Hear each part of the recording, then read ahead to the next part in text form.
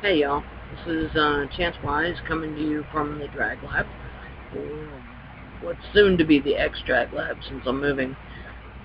I'm a male illusionist. I've been a male illusionist for about 5 years.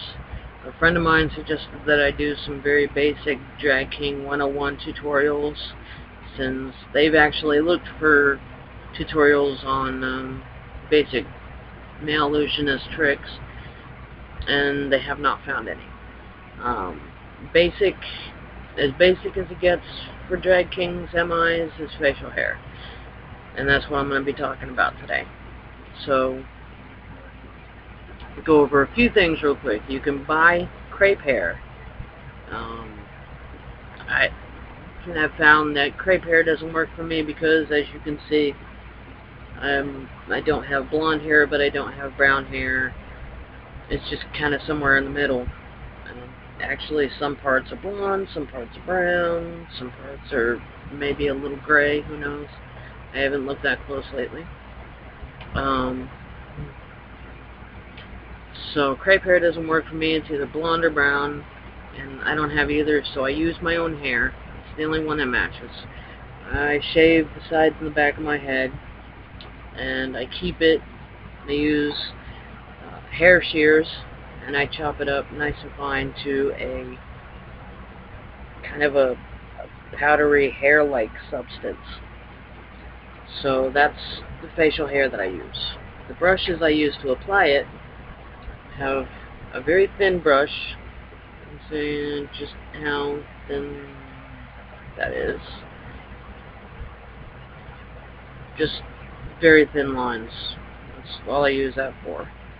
And I have one that's a bit thicker when I want to look a little more shaggy. For the very, very, very, very rare occasion that I do chest hair, I have this one, which doesn't happen, but ever. And then I have this to line up my hair. Is it an eyebrow brush, or is it an eyelash brush? I don't know. I don't care, it works. Now, when you apply the hair, and we'll get to that later, talk about adhesives real quick, because you need something to keep the hair on your face. Most kings and male illusionists use spirit gum. And if your skin can take spirit gum, I highly suggest that you use it, because once you put it on, it doesn't go anywhere until you're ready for it to go away. I have very, very fair skin, so spirit gum has torn me to shreds. So I choose not to use spirit gum until I get more advanced with makeup and I have like a layer between my skin and spirit gum. I may take it back up. But for now, I use a combination of Got to Be Glued hairspray and Aussie Maximum Hold. Now what I do is I take a separate tiny little Tupperware thing and I spray them in there, let it puddle up, and I try to put an equal amount of both in. And I let it sit for a few minutes, and it's been sitting for a while because I'm so critical of myself, as all artists. So we will get started, shall we? Now, I'm going to use the thicker brush, and I'm just going to do my normal, most of the time, facial hair for shows. Now, I get a bit of, the hairspray on my brush, and I start here. Now, if you want to start out by using an eyeliner pencil to mark out how you want your hair to look, I suggest that, especially if you're just starting out, where you find, I take the same brush and I dip it in the hair, and then I just dab it on. Now, using an eyeliner pencil to figure out how you want your facial hair to look is a really good way to do things when you're starting out. Because most of the time, we're not perfect, and you're not always going to get your lines straight. And if you don't get your lines straight, it's all good because it comes off. And practice makes better. But there's always going to be times that it doesn't go on the way you want it to. And you got to take it all off and start all over. And that's just part of the deal. That's just how the way it works. The way it works. The way it works. Not how the way it works. Yeah, I'll get that out. So, this is not so easy because I don't have a mirror.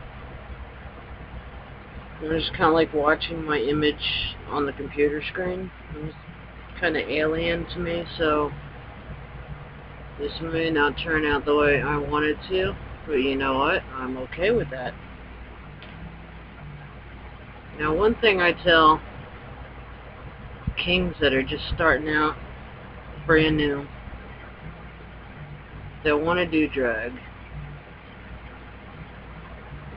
and I've told this to my drag son, you should learn from everybody who's been in the scene longer than you have. Queens, kings, kittens, dancers, whatever. If they've been in the drag scene for any amount of time, learn what you can from them, from anyone. Find your niche.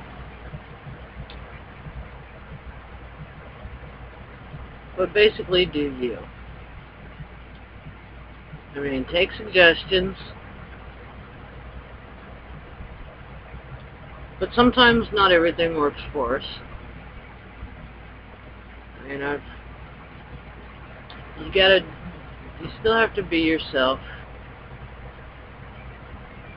And I've had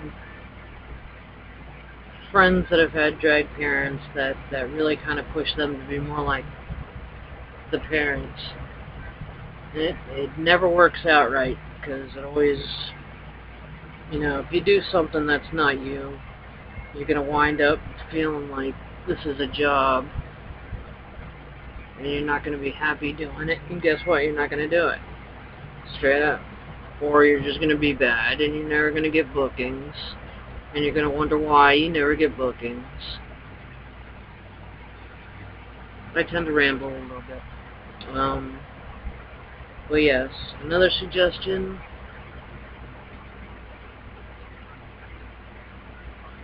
Keep your ego in check.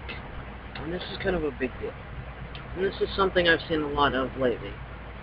Kings that are just starting out, that have a couple of good shows, a couple of good reviews,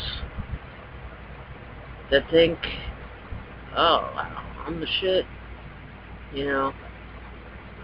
And then they stop taking suggestions, and, you know, they're just kind of bad. My friend AJ always says, confidence is good. Confidence, not cockiness. So,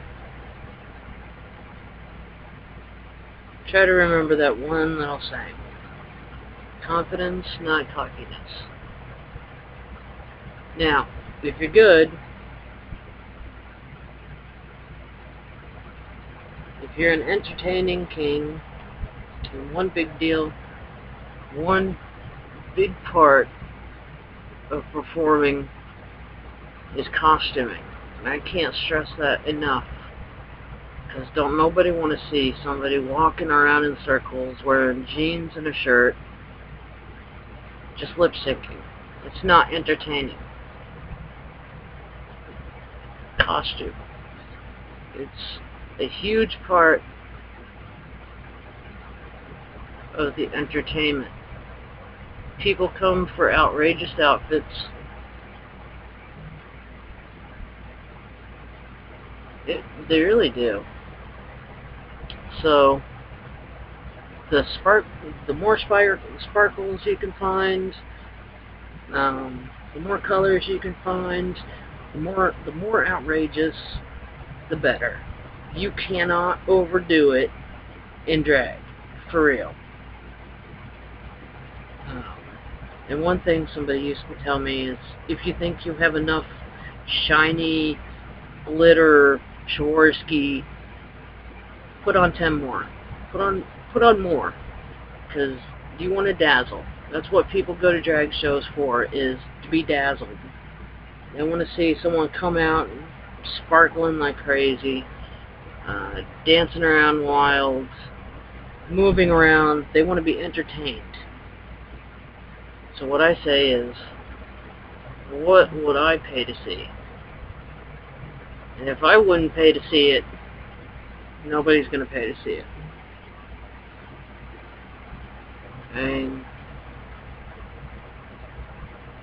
just basic stuff. Costuming, energy, uniqueness, and whatever you do,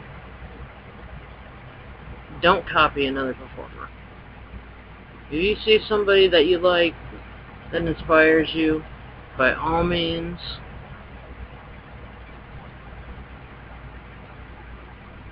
take something from that and put yourself on it.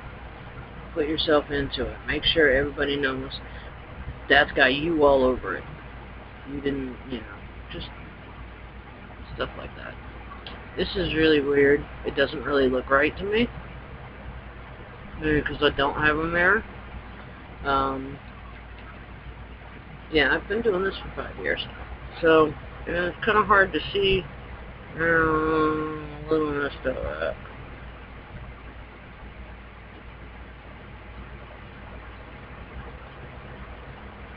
So yeah, that's better. Hairspray does come off that easy, but I'll tell you what, I was in drag from 11 a.m. till 2 a.m. one day, just using hairspray for facial hair, and I only had to do 1 or 2 touch-ups during the day. So if you can't use spirit gum, this is one way to do it. There are other ways to do it. This is very basic. Now when you're done, you like your lineup. I'm not real crazy about this, but we'll just say I like my lineup. Just dip the brush in the hairspray and just dab over it, give it a little bit extra hold. And, if you're asking yourself, well, what about if I sweat? Well, I sweat like a damn man. I ain't even gonna lie about that. I sweat like insanity in sweat. And I've never had a problem sweating facial hair off during a show. But if you can use spirit gum, use spirit gum. If you mess up, don't beat yourself up. It comes off. Basically, just do you. And have fun, and I will be back to do more of these. Next one should be on makeup. Alright. From the Drag Lab, this is Chance Wise.